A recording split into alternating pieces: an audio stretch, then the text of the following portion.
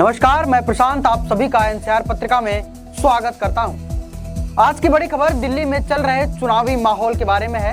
दरअसल दिल्ली विधानसभा चुनाव की तारीखें जैसे जैसे नजदीक आती जा रही हैं, वैसे वैसे चुनावी पारा भी बढ़ता जा रहा है। वहीं चुनाव को लेकर सभी राजनीतिक पार्टियां अपने अपने क्षेत्रों में मतदाताओं को लुभाने के लिए हर प्रकार के हथकंडे अपना रही हैं। इसी क्रम में बीते शनिवार को नई दिल्ली विधानसभा क्षेत्र में स्थित ली मेरिडियन होटल के पीछे की झुग्गियों में कैलेंडर में लपेटकर 500 रुपए बांटने का एक मामला सामने आया है। दरअसल मामले को लेकर की गई एफआईआर में यह बताया गया है कि बीते शनिवार की शाम करीब 8:30 बजे 3 युवक चुनाव आचार संहिता का उल्लंघन करते हुए होटल के पीछे झुग्गी बस्तियों में डोर टू डोर जाकर चुनाव प्रचार करने के साथ ही कैलेंडर में 500 रुपए के नोट लपेटकर लोगों को दे रहे थे।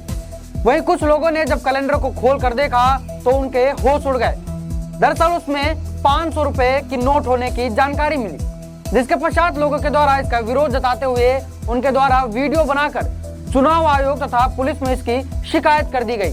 जिसके बाद संसद मार्ग थाना पुलिस के द्वारा जामनगर के द्वारा विभिन्न धाराओं में केस दर्ज करके 3 लोगों को गिरफ्तार कर लिया गया है। पकड़े गए आरोपियों के पास 9 कैलेंडर भी बरामद किए गए हैं। वहीं ऐसा बताया जा रहा है कि इन तीनों ने आम आदमी पार्टी की टोपी पहनी हुई थी। फिलहाल नई दिल्ली जिला के पुलिस अधिकारी ने गिरफ्तार किए गए तीनों आरोपियों के नाम गौरव सिंह, विशाल तथा शोभन बताए हैं। वहीं अब ऐसा माना जा रहा है कि शनिवार की देर रात को तीनों कार्यकर्ताओं को पकड़कर पुलिस पूछताछ करने के लिए जब संसद मार्ग से थाने लेकर आई थी, तब एक राजनीतिक पार्टी के राज्यसभा सदस्य तथा उनके साथ पार्टी के कई कार्यकर्ता भी उनके पक्ष में पैरवी करने थाने पहुंच गए थे।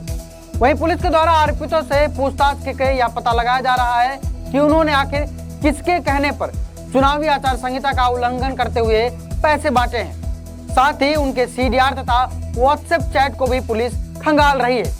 वहीं मामला सामने आने के पश्चात भाजपा अब काफी हमलावर हो गई है। उसने भी शिकायत करके चुनाव आयोग से इस पूरे मामले की जांच की मांग की है।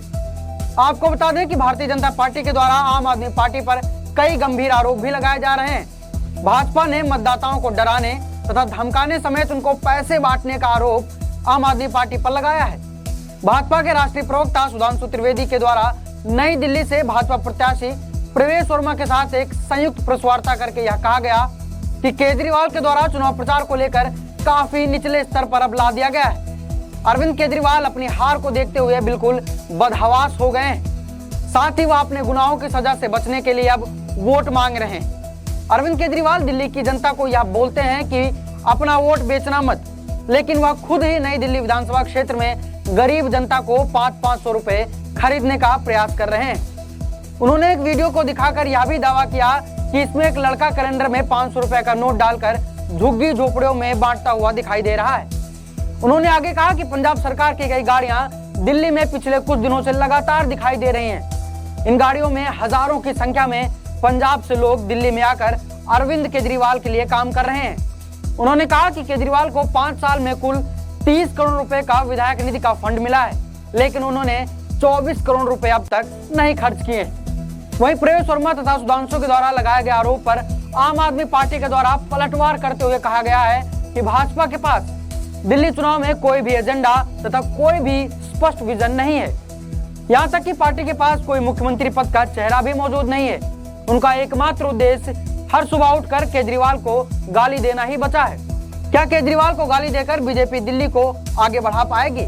पार्टी ने कहा कि अरविंद केजरीवाल ही हैं जिन्होंने दिल्ली के सभी लोगों को 24 घंटे बिजली तथा गुणवत्तापूर्ण शिक्षा समेत मोहल्ला क्लिनिक भी दिए हैं। लेकिन भारतीय जनता पार्टी हर वक्त बेबुनियाद आरोप लगाती रहती है और बाद में भाग जाती है। साथ ही सरकारी एजेंसियां भी उनके किसी मामले की जांच नहीं कर रही हैं। साथियों, अब देखना यह होगा कि आखिर चुनाव में जनता को लुभाने के लिए किस स्तर तक हथकंडे अपनाए जा सकते हैं और चुनाव आयोग इन मामलों को लेकर कितना सतर्क दिखाई देता है। तो आज की इस महत्वपूर्ण खबर में बस इतना ही, लेकिन जल्द मिलेंगे किसी नई खबर के साथ। तब तक अपना ध्यान रखिए और जुड़े रहिए हमारे चैनल एनसीआर पत्रिका के साथ। धन्यवाद।